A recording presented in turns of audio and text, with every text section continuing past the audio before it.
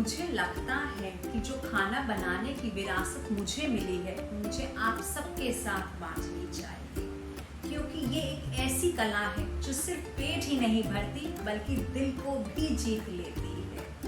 और कहीं समय के साथ ये कला लुप्त ना हो जाए, तो मैं आज आपको खीर बनाना सिखाऊंगी।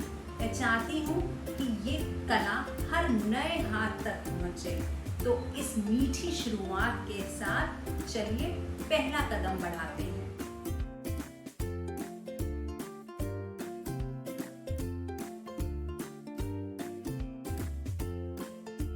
खीर बनाने के लिए सबसे मेन और हीरो इंग्रेडिएंट है हमारा दूध। मैं यहाँ पर 2 लीटर दूध की खीर बनाने जा रही हूँ। मैंने पूरा का पूरा दूध डाल दिया है। ठीक है,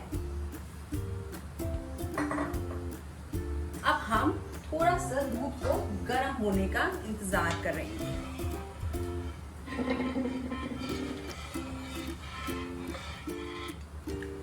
अब दूध थोड़ा गर्म हो गया है। अब दूध में मैं चावल डालने जा रही हूँ। जैसे कि आप देख सकते हैं कि खीर बनाने के लिए हमें टुकड़ा चावल लेना होता है। जैसे मैंने बताया था कि ये 2 लीटर दूध लिया है मैंने, तो उस हिसाब से अगर मेजरमेंट नहीं है तो आप ये सोच लीजिए 2 मुट्ठी चावल, टुकड़ा चावल। बट और अगर आप बिल्कुल मेजरमेंट से चलना चाहते हैं तो 2 लीटर के हिसाब से आपको कम से कम 150 ग्राम चावल लेना है। और 150 ग्राम चावल इसको धो के खीर में डाल देना है, हल्का दूध जब गर्म हो जाए। और अगर टुकड़ा चावल घर नहीं है तो क्या करना है, थोड़ी से चावल लें और मिक्सी में एक बारी चला लें, जिससे कि चावल टूट जाता है, और धोकर फिर खीर में डाल लें। एक चीज़ का याद रखें, खासकर जब आप स्टील की कढ़ाई में बना रही हैं तो इसको चलाते रहें, क्योंकि स्टील की कढ़ाई में दूध लगने का डर रहता है।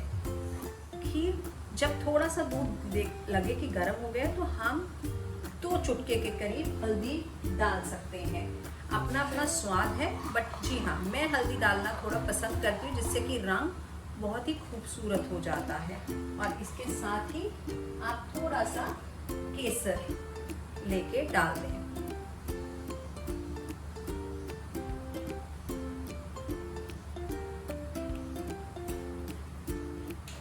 और अब इसको हिलाते रहें और इसका उबाल आ जाए। हल्दी वैसे भी दूध में अच्छी होती है, इसका कोई जायका नहीं आता, रादर खूबसूरत ही लगता है रंग इसका। और अब जो हमने थोड़े से ड्राई फ्रूट्स निकाले थे, थोड़ी सी अब मैं चिरौंजी डाल रही हूँ,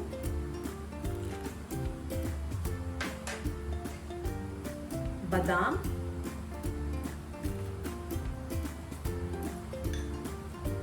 मुझे बादाम थोड़े ज्यादा पसंद है खीर में, तो मैंने इसलिए ज्यादा डाल दिए, काजू, और जो भी ड्राई फ्रूट हो वो थोड़ा सा टुकड़े में हो। और अगर आपके पास समय नहीं है तो ड्राई फ्रूट को लें और मिक्सी में एक बारी में क्रश कर दें, तो जिससे ये ठीक रहेगा। थोड़ा सा पिस्ता, क्योंकि खीर का मजा तभी है जब इसमें खूब ड्राई फ्रूट हो। आप चाहें तो इसमें थोड़ी किशमिश भी डाल सकती हैं, बट वो एंड में डालिएगा। और बस अब इसको हम पकने देते हैं, जब तक हम ये ना देख लें कि चावल और दूध आपस में मिल गए हैं, कि चावल दूध के साथ मिल रहा है, तब तक हम अब इसको पकने देंगे। अब देखिए कि चावल और दूध मिल रहे हैं, मतलब कि हमारी खीर पकने में अब कुछ ही समय है। एक चीज़ का फिर से मैं दोबारा ध्यान दिलाना चाहूँगी कि खीर बनाते हुए खीर को हिलाना ज़रूरी है, ताकि दूध नीचे ना लगे, नहीं तो आपकी सारी मेहनत बेकार हो सकती है। तो इस चीज़ को, ये छोटी छोटी टिप्स हैं जिन्हें हम ध्यान में रखते हैं, और इन्हीं के कारण हमारा खाना खूब जायकेदार बनता है। और ये देखिए, ये कंसिस्टेंसी आने लग गई है, हमारी खीर पकने में अब कुछ ही समय बचा है।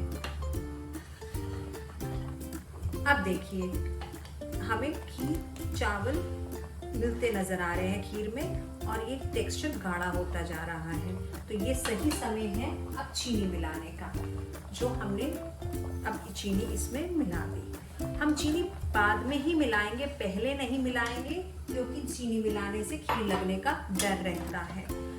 मैंने आपको बताया था कि 2 लीटर दूध में लगभग 100-125 ग्राम चीनी लग जाती है, बट फिर भी स्वाद अनुसार आप थोड़ा सा चख लें। अगर आपको लगता है कि चीनी आपके स्वाद अनुसार थोड़ी सी कम रह गई है तो आप इसे और भी डाल लेंगे। मैं थोड़ा सा चखती हूँ।